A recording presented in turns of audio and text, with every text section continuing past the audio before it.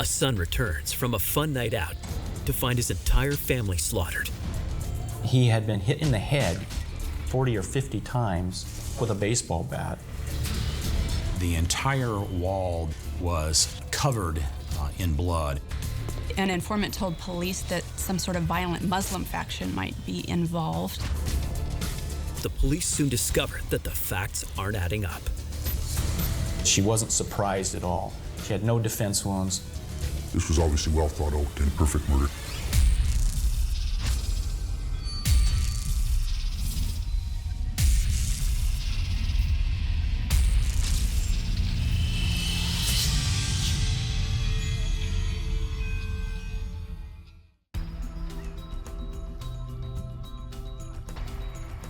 Bellevue, Washington, a comfortable suburb of Seattle, is the home of Tariq Rafay, his wife Sultana, and their disabled 20-year-old daughter Basma.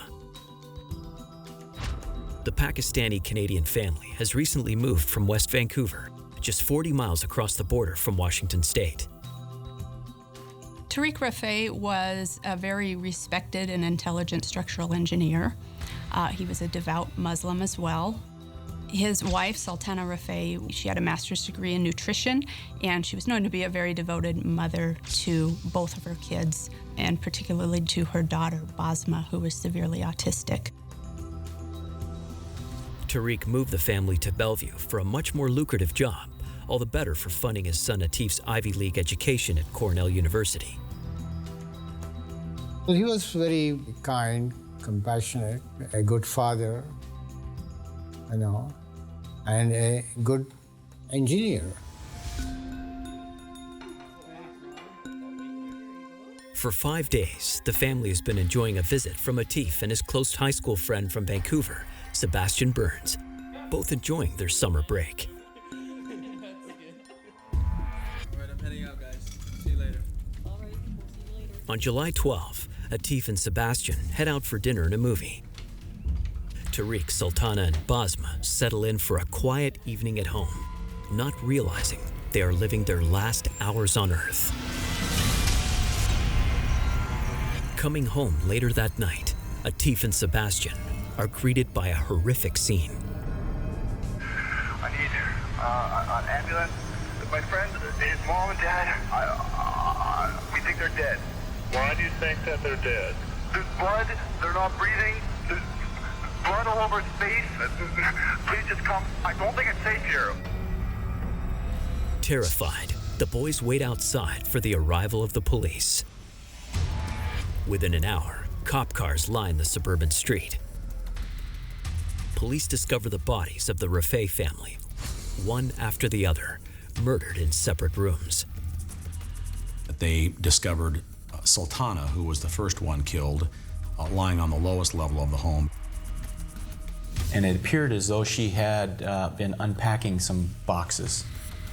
She had been literally knocked completely out of her flip-flop. One of her flip-flops was off her feet, and someone had attacked her from behind. She was lying face down with some apparent blunt force trauma to the back of the head. She wasn't surprised at all. She had no defense wounds.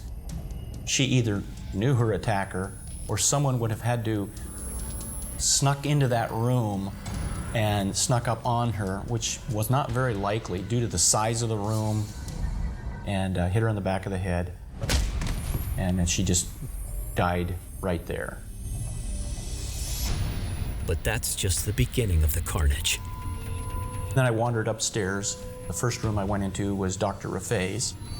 He was sleeping face up. His legs were crossed, his arms were crossed, and I don't think he ever actually even knew who hit him.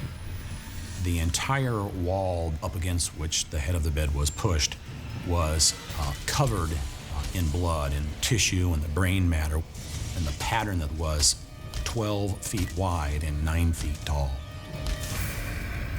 The blood spatter was so explosive, investigators first assumed Tariq put a shotgun in his mouth and pulled the trigger. Until they find a telltale stain on the floor, made by the murder weapon.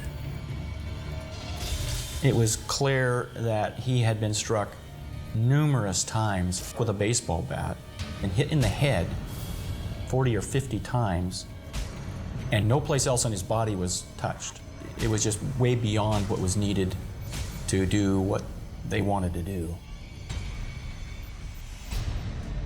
An ominous blood trail leads police down the hall to the most horrifying scene of all, in daughter 𝐵𝑆𝐻's bedroom.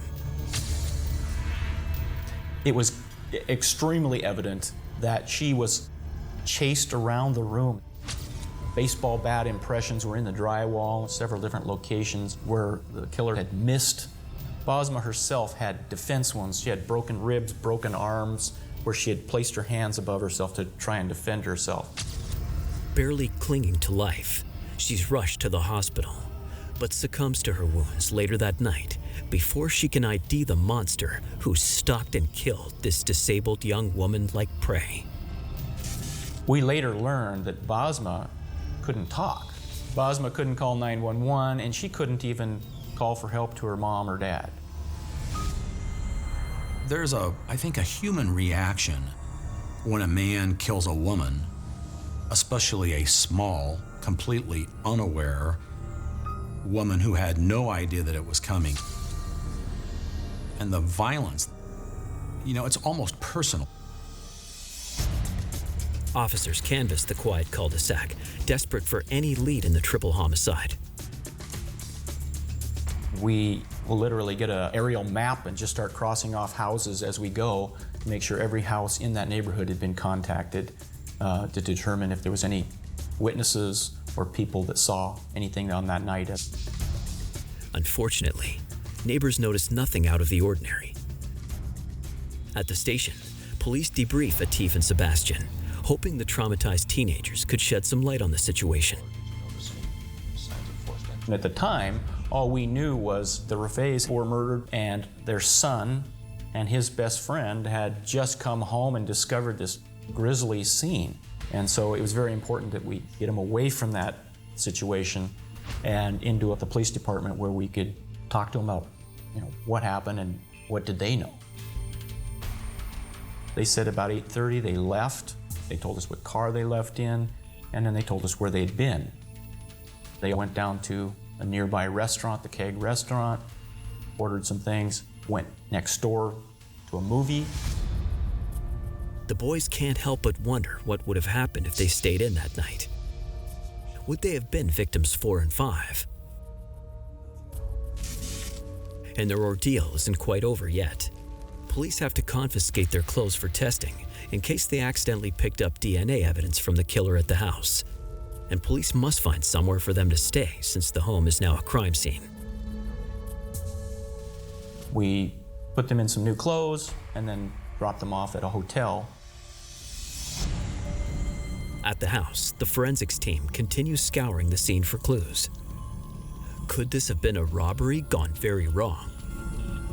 The bedroom where Sebastian Burns stayed, there's some things scattered around. Some legal files that were stacked up at the end of the bed, and boxes had been tipped over. So when you first walk in the room, it looked like someone had ransacked the room. The living room looks untouched, but not quite. There was a couple things missing. One of them was the VCR from under the television in the stand. But there's more to this crime scene than meets the eye.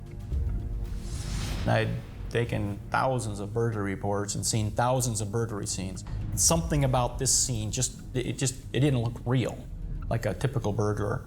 There were no signs of forced entry. Not a jimmied window, not an open window, no door jamb that appeared to be pushed in. Going back to Dr. Rafay's room, his wallet was on the floor just inside the door, and his credit cards and information was still in his wallet. If it were a robbery, somebody would have easily taken the credit cards. The more time Thompson spends on the scene, the more he comes to suspect that the killer knew his victims and their habits. A random attacker wouldn't have known that Sultana stayed up late, Tariq went to bed early, and that 𝐵𝑆𝐻's condition rendered her unable to use the phone or get help. Someone had to know that she wouldn't be able to go for help or call for help at all. And so she was actually in that room, probably hearing her dad being murdered right next door. and then knowing that they were going to be coming in for her after that. This diabolical killer had clearly planned the order of the attacks, leaving the weakest for last, with no regard for the terror she must have endured.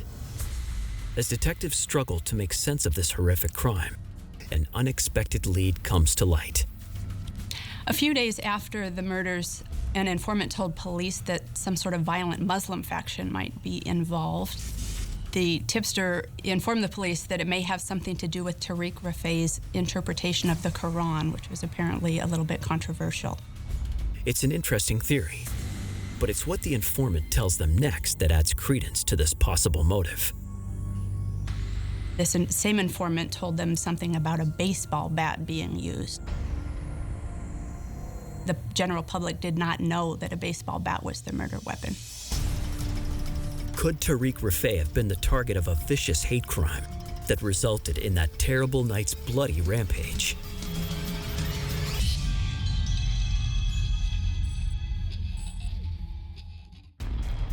Bellevue, Washington, July 1994.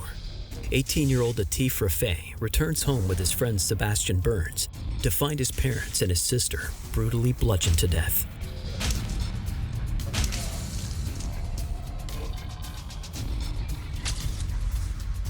Investigators believe this was no random home invasion, but a targeted attack on a family of Pakistani immigrants. As the news of the triple homicide spreads, tips begin pouring in, and one stands out. There was a man named Douglas Muhammad who came to us and said that he was an informant for the FBI. He attended the Seattle Mosque where Tariq was there, and he had names of all sorts of people from this mosque that he considered dangerous. According to the informant, Tariq had developed a software program that indicated the precise angle Muslims anywhere in the world should face when praying to Mecca. And his work had angered some believers. This could cause a lot of problems because literally thousands and thousands of temples and places would have to be altered and moved, and it would just, the whole thing was just going to be chaotic. So we talked to Tariq's brother about his brother's project, and he said the fact that this would be even talked about is ridiculous because all you have to do is move your mat. You don't have to move a building. Regardless, police follow up on a possible Islamic connection that leads to a known violent group in Seattle. There was another source, I think it came from the Seattle Police Department. There is this group called the 𝐻𝐢𝐿, and they are terrorists and they will kill entire families. But Robert Thompson's investigation finds nothing to corroborate that theory that these murders were connected to any Islamic group. What radical Muslim, presumably trained and professional hitman radical Muslim, would kill a man and his wife and his helpless 20-year-old autistic daughter and leave his strong, bright, surviving son, particularly when he knew that that son was in town? Just absolutely inconceivable. So if this wasn't a professional hit motivated by ideology, then what could have triggered this bloodbath? He didn't have any enemies. He was friendly and good to everyone that he had any connection, any relation, any acquaintance. That's when crime scene investigators make a discovery that turns this case on its head. There was a shower downstairs. We sprayed this shower with a chemical called luminol, and it indicated that there had been a lot of blood in that shower. And it turns out it was Dr. Rafay's blood.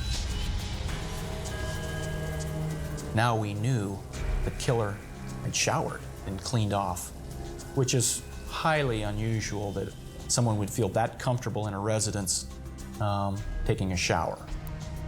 Also in that shower, we found hairs, and there were 22 hairs found on the base of that shower. The noose is tightening as investigators start looking at suspects closer to home. Namely, Atif Rafay and his friend Sebastian Burns. But it seems unthinkable that a loving son could do something so savage. And besides, both Atif and Sebastian have airtight alibis. We very quickly confirmed everything that they had said. They had been to the 𝐀𝐥𝐤𝐬 restaurant where they'd ordered wine. And in Washington, you have to be 21 years old to buy alcohol.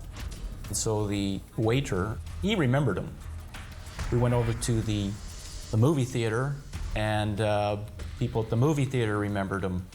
So everywhere they had been on this alibi, everybody remembered them.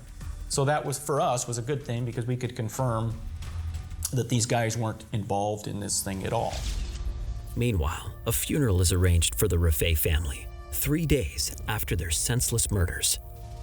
The surviving members of the family, they all flew into town on Friday because they wanted to have a memorial service over in Seattle. But when the cops arrive at the motel to give Atif and Sebastian a ride to the service, the young men are nowhere to be found. They called us and said Atif and Sebastian aren't in their room. So I just made an assumption that they must have driven over there on their own. We didn't see him, and neither Sebastian. And everybody was looking for Atif. Where is Atif? And he was not there. We got a hold of the Canadian Border Patrol and found out that they had, within the last half hour, just crossed into Canada on a Greyhound bus. Disturbing timing to leave town just as your family's funerals are about to be held. He was the only son left. The rest of the family is gone. He and his buddy came back to West Vancouver. That struck us as somehow bizarre that he wouldn't stay for his family's funeral. Is the young man too overwhelmed with grief and loss to be able to face it all? Detectives drive 3 hours north across the border to West Vancouver, where Atif Rafay is staying with Sebastian's family.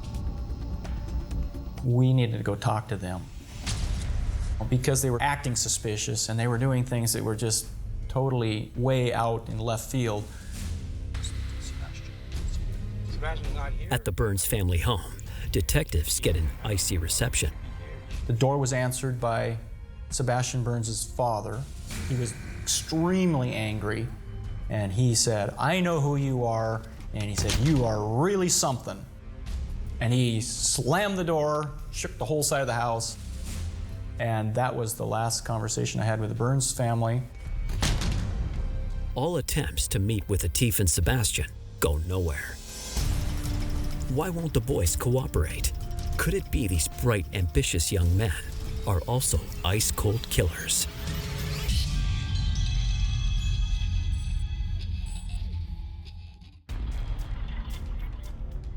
After the perplexing and gory triple murder of Tariq, Sultana, and Basma Rafay in Bellevue, Washington, police are focused on the sole remaining family member, 18-year-old Atif Rafay, and his friend Sebastian Burns. They didn't show up for their own family's funeral. They hadn't had any contact with their family, their relatives that had come into town. Instead, Atif and Sebastian flee the U.S. for Canada on the day of the funeral and are now stonewalling efforts by Bellevue police to talk to them. Their cavalier attitude only adds to detective suspicions. And at the memorial service for the family held in Canada, the boy's behavior is downright disturbing. Atif came, and he made a big scene running around, avoiding the media. And then they just went into the car and drove away. Witnesses report seeing the two friends laughing as they speed off. The more the Bellevue police look at Atif and Sebastian, the more things seem off-kilter. They review the pair's original account of discovering the bodies and how Atif had stated that he didn't check on his older sister after finding his parents dead. If you thought that there was any chance that your sister might still be alive, how can you not check on her? He said, well, I heard my sister in her room and she was moaning. Did you go in and help her? He said, there was nothing I could do. I said, why couldn't you do anything? And he became very frustrated and ultimately said he didn't like his sister much and that she was gross. The pair seems to have a perfect alibi, but authorities are starting to think that it may be too perfect. They had gone out of their way to make sure that the people who they encountered would remember them. And you see enough of that, and any seasoned investigator would say, something is fishy about this. And that's exactly what the Bellevue police detectives did.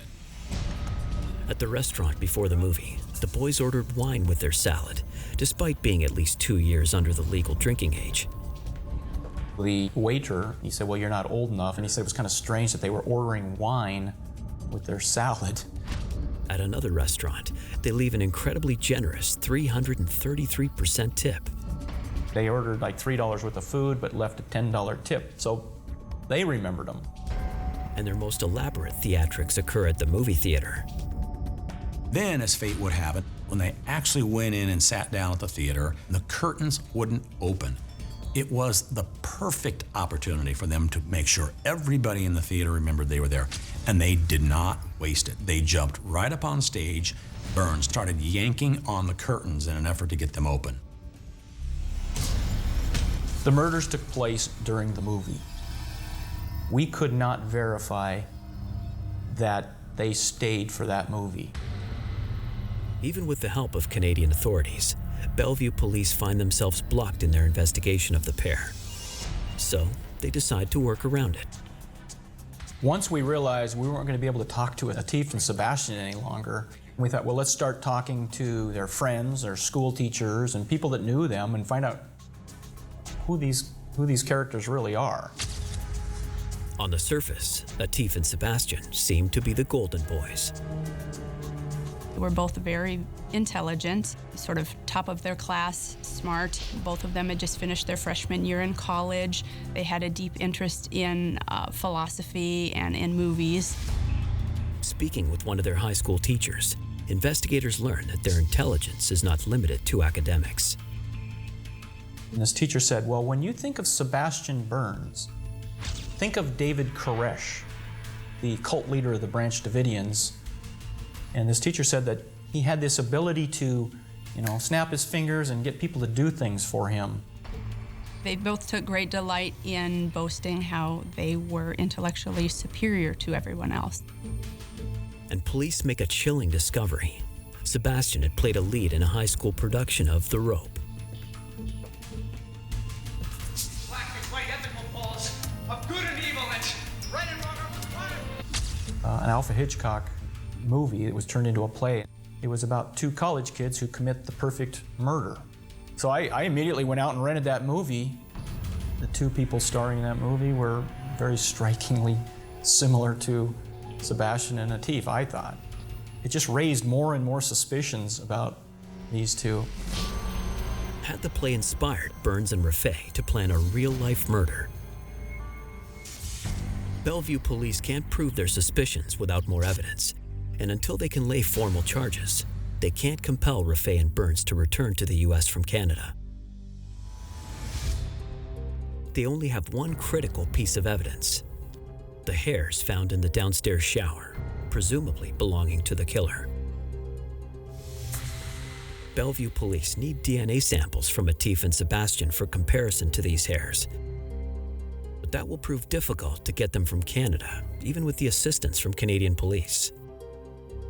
One thing that we learned was through the Canadian Charter, the police could not compel a Canadian citizen to submit DNA. But what they could do is they could get that DNA covertly. And they had a couple people follow Sebastian around, and he went into a local restaurant and purchased some food, and he blew his nose, and then he left. And one of the surveillance team members picked up that napkin and called me up and said, we have a sample of his DNA. With 2 murder suspects at large in their country, the Royal Canadian Mounted Police are keen to get involved. They asked to take a look at the Bellevue Police Department's file. They spent a week going through the evidence, and they walked away from there saying, there's no way this whole plot happened in Bellevue, Washington. They said they had to have planned this in Canada. They opened up their own investigation into conspiracy to commit murder. RCMP officers begin surveillance on Burns and Rafay, now sharing a house in North Vancouver with high school friends. They plant a bug in the house and also in Atif's new Mustang convertible. But the surveillance does not lead to any new intel about the murders. Out of options, investigators have one last strategy to deploy: a Mr. Big sting operation. In these elaborate cons, undercover officers pose as members of organized crime, earn the suspect's trust, then get them to open up about earlier crimes. It's not legal in the US, but it is north of the border. These guys had conspired to commit a murder, and they did that in Canada. So that was totally a Canadian operation, and so therefore it was allowed to be admitted in the United States. The cover team would be briefed as to the minimal detail, because the important thing is that they have to get unsolicited information from the suspects. The objectives were to confirm or refute whether Sebastian Burns and Atif Rafay were involved in the 3 homicides. The sting on Burns and Rafay is codenamed Project Estate. But will this controversial RCMP undercover operation succeed in doing what the Bellevue police couldn't? Pry the real story of this gruesome triple homicide from Sebastian Burns and Atif Rafay.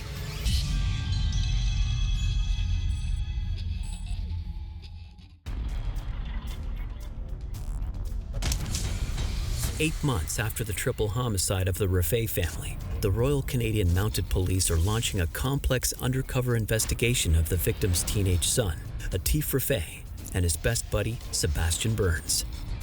These were a couple of young boys that perceived themselves to be of a higher intelligence than other people.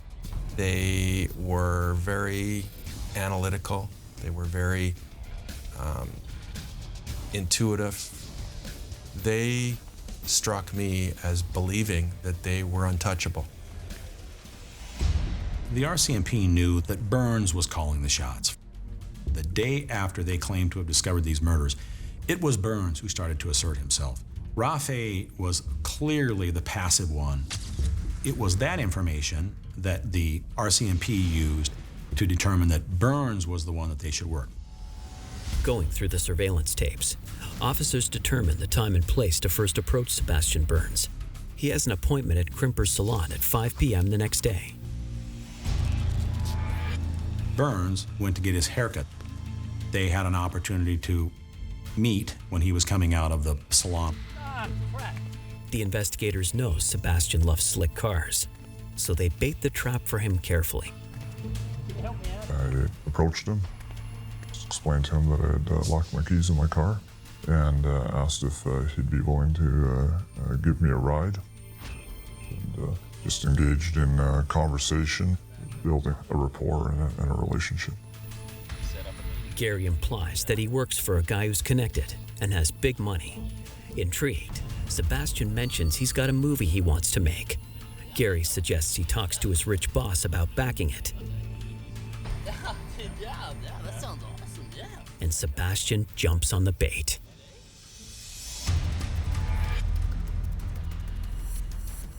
Gary sets up the meet with his fictitious boss, played by another undercover officer. Gary just told me to act as though I have some money, and he very briefly told me that this individual was looking for a financer for this movie. Hey, how's it going? Sebastian. The second operative is introduced to Sebastian as Big Al. The arrogant young man pitches a movie script he's written with Atif, a crime thriller called The Great Despisers. The way they were going to make their fortune is they were going to make a movie, and the movie was going to be about them and how they had been wrongfully suspected of murder in the United States. And I just let on that I did have money, and that maybe sometime I would finance his movie, depend, but that's a long way off because I don't know nothing about him. It's just a bit of a bonding because I didn't know where it was going to lead. Yeah, shoot me your number. Yeah, all right. Yeah, that'd be a good idea. Give you a call. Sebastian gives Gary and Al his phone number, making their first meet a qualified success. And before leaving, he also tells the undercover officers that he's currently broke and needs some cash. A few days later, Gary and Big Al call Sebastian with an enticing ruse. We knew we couldn't go to something too extreme, so we developed a scenario where we had him drive a vehicle from Whistler on a pretext that we were stealing his car. He in fact did that for us, and we met him afterwards and we paid him $200 for his services. What Burns didn't know was that it wasn't a stolen car at all. Nice, good work. As part of their plan, they deliberately underpay Sebastian for his services. He is upset that they only paid him $200 for helping them steal a car. Sebastian demands a bigger piece of the pie, and the undercover officers are happy to oblige. They set up an ongoing scenario that promises a bigger payout for the blossoming career criminal. So we started to get him to launder money. He'd just go from bank to bank with different sums of money, putting it in bank accounts for us. Or so Sebastian believes. The money is actually being fed to Gary and Al from the Royal Canadian Mounted Police. I need you to count some of this for me. Yeah. The money gets bigger the more they get involved, so they get hooked that they think they're going somewhere in this organization. He had no problem traveling with us to launder this money, and he was believing that, yes, these people are from the criminal element, and in fact that they do have money, and that they may someday want to finance my movie for me. Sebastian seems to be falling for the sting, hook, line, and sinker. He starts prodding Al to make use of his criminal connections on his behalf. He mentioned that, in fact, there was this investigation down there, and he wanted to know what the police were going to do. When he would make those comments, we just wash him off, brush him off, and let him keep talking about it. Our main goal is to move this money into these banks and everything else. We'll deal with your problems later. We'll check it out. Don't worry about it. Weeks pass as the undercover cops continue to build trust. For the plan to work, suspects have to open up about their past crimes on their own volition without feeling coerced. You gotta remember, I didn't know much details about these crimes. The individuals that were investigating, they're giving us facts that we are hearing for the first time, so the courts realize that we are not the ones putting these thoughts in his head. Eventually, the press helps to speed things along. Al shows Sebastian a newspaper that has a front-page story about the murders of the Rafay family. He said to me, I need your help, because he wanted to get rid of the evidence. I explained to him how we were going to have someone else confess this murder, we were going to burn the lab down to destroy the evidence. At one point, I even told him that we wanted to get some other DNA that we might want to plant in that lab. But before Al agrees to the plan, he says he needs Sebastian to tell him the truth about the murders. You're in a bit of trouble here. I sat down with him for a long time period. We're trying to get him to tell me about his involvement in these crimes in the States. He's talked about these murders and what we might find when we go down and start inquiring as to what evidence is there, but he never really put himself at the scene. Sebastian refuses to fess up completely, but his eagerness to destroy the evidence in the Bellevue Police Department certainly suggests he's not innocent. But using the newspaper to spur a confession turns out to be a high-stakes gamble. And at Burns and Rafay's North Vancouver home, another news story will soon put the entire operation in jeopardy.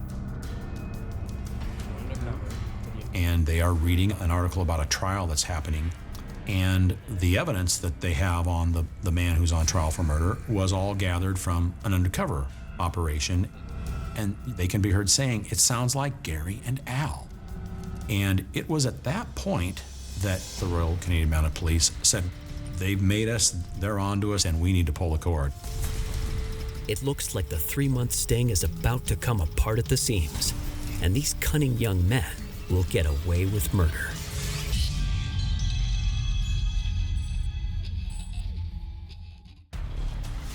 Three months into an undercover operation to gather evidence on the savage murders of the Rafay family, investigators fear that their prime suspects, Sebastian Burns and Atif Rafay, are onto them. The investigators at that time were thinking they wanted to shut this down because they thought we were compromised. We convinced them not to, and as a result, we just thought we could step this up a little bit in our next meetings to have them believe that, no, we are not police. The undercover agents make sure any doubts in Sebastian's mind about whether they could secretly be cops are wiped out, and the sting continues as planned. Meanwhile, in Washington State, investigators finally have a breakthrough. Sebastian Burns' DNA, recovered from the discarded tissue, has been matched to one of the 22 hairs in the shower at the Rafay home. DNA confirmed those hairs belonged to Sebastian. The killer washed off the blood in the shower after bludgeoning the family. But police know that the defense in court will claim the fact is circumstantial, since Sebastian was a guest in the Rafay home at the time. A taped confession will be much harder to refute. With time running out on the sting, Al needs to move fast. He meets Sebastian at a hotel in Victoria, BC, where he gives the youth a police memo obtained through his connections, stating that the cops matched his DNA to the shower in the bathroom. He just wanted to know what's at that lab, what DNA do they have. I knew then he was going to confess to me about those murders. Once again, Al states he can get the evidence, but he needs all the details of the crime in order to help out. The tempting offer does the trick, and Sebastian finally decides to come clean. He sat down on the couch, relaxed, comfortable, and confessed to all the steps of the murder to me, how he killed each one of these family members using a bat, and how he destroyed all the evidence afterwards. And it was very explicit. Which came first? The father. Then? And dad and sister. Burns bragged that he committed the murders in his boxer shorts, so his clothes would stay clean. Big Al demands a meeting with Atif to corroborate Sebastian's story and make sure Atif can be trusted to keep his mouth shut. And Atif looked over to Sebastian as though he was looking for permission. Can I talk about this? And Sebastian assured him that, yes, you can say anything to Al. I trust him. I told him everything, so go ahead and tell him. The father nothing, and curious. The sister who basically, was standing up and walking around or whatever. Effort. Doesn't feel like killing your parents and not father and sister. Pretty rotten, but it's tempered by the fact that I felt that it was necessary to, I guess, achieve what I wanted to achieve in life. Rafay started talking in no uncertain terms about the way that he and Burns planned and carried out the murder of his mother, father, and 20-year-old autistic sister. He was giggling like a little schoolgirl about the way that they planned this and the fact that they actually got away with it. Sickening. It was all about money, it was greed. In this case, it was like a $350,000 insurance policy and maybe the value of the house. Atif Rafay was the sole survivor of that family, and he would get everything. And it wasn't a substantial amount of money. But I guess in their minds, it was enough to allow them to live with freedom. 3 days later, Atif Rafay and Sebastian Burns are charged with 3 counts of murder in King County, Washington. Meanwhile, in Canada, Atif and Sebastian are arrested and informed that their 4-month-long involvement with Big Al and Gary was nothing but an elaborate hoax. I'm sure it was a bit of a shock when they realized that they were taken for big sting that is going to really bring them down, because they know what they had told me. Burns and Rafay, the self-proclaimed intellectual titans, had walked right into the RCMP's trap. Last word, Sebastian? But with the death penalty on the table, Canadian officials refused to send the young men back to the U.S. There is no death penalty in Canada, and Washington is a state that does allow the death penalty. And the Canadian government was unwilling to extradite either Burns or Rafay without some written assurance that they would not be put to death if and or when convicted of these crimes. Justice in Canada is a slow process. It kind of moves at a glacial pace. And of course, once one level of appeal is won, and then there's, another legal challenge. Ultimately, it took 6 years for American authorities to get Burns and Rafay extradited to the States.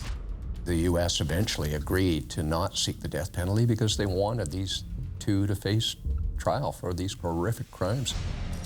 10 years after the slaughter of the Rafay family, Sebastian and Atif finally stand trial in the U.S. for the murders. And you will see there are no members of the Rafay family here today because they killed them all. We are innocent, and I loved my parents. The defendants try to challenge the evidence obtained by the undercover police in Canada. But the truth prevails in the end. Those confessions were very, very crucial in the trial because it showed the demeanor, it showed the attitudes, and it showed really who Sebastian Burns and Atif Rafay really are as human beings, kind of cold, calloused individuals. 10 years after the fact, they are both found guilty and sentenced to 3 consecutive life sentences. Atif Rafay and Sebastian Burns thought they were smarter than the police. They thought they were smarter than everyone. But eventually, justice prevailed, and the evidence was gathered that saw them convicted of this horrible, horrible crime. And they are exactly where they should be. To come up with a plan to go into another country and brutally kill members of your family is, to me, absolutely diabolical. Rafay and Burns' most recent appeal, filed in June of 2012, has been rejected. The arrogant young men who thought they were untouchable remain behind bars in Washington state. Lo and behold, this wasn't the perfect murder, and they did have to pay the consequences, which they will be for the rest of their life.